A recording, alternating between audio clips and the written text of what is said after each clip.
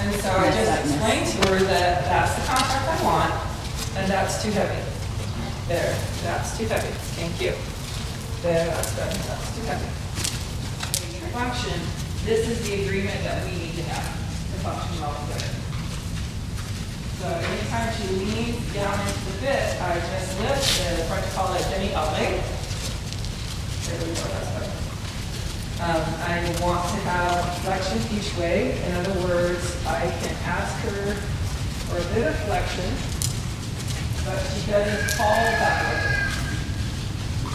And that shows me that her neck is loose enough to give me a flexion without going, because if their neck is really tight and you ask for flexion, it will fall that way. There we go. This is part of my warm-up.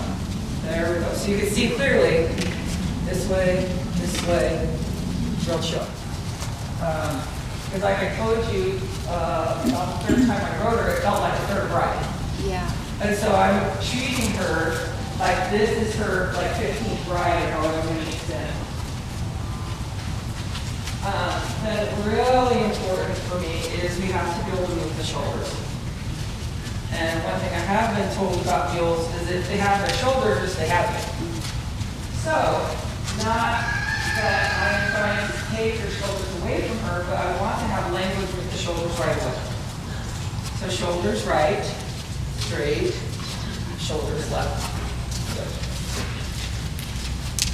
The other reason this is important is because if an animal, which every quadruped will have a way that is easier for them to incurvate, and decided it is not easy for them to incurvate. And if I can go, let's say this is the side that's hard for her, I can go like this. But what she would tend to do is fall that way, but she's tending to go over to her beloved over here, which is great. I can say, no, I want you to curve, but not fall in. And now I have many ways where I can do that. And she says, so right there, she's kind of fading with her shoulder there. Yeah. And I can say, don't fade that way with your shoulder. Let's stay balanced. So I have worked on starting her education to the leg. Because that's we want to be able to move them and have language to move them any way we want or need to. So I want to establish language. So the easiest way for me to teach that is in motion, have a little flexion, and put my leg on. And you see how her haunches just shifted. It's not hard. It's not like I'm standing still and you better go sideways off my leg. It's like, okay, can we drift? Because if we can drift, that means that you're understanding that I want your shoulders to kind of stay here, but your haunches to kind of go there. Good.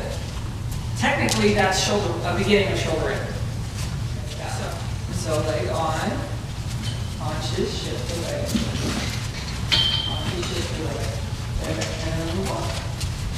So I keep it very non-confrontational. And then I can develop it. A few more steps, a few more steps, a few more steps. Good job. That's how we do it. It's not magic.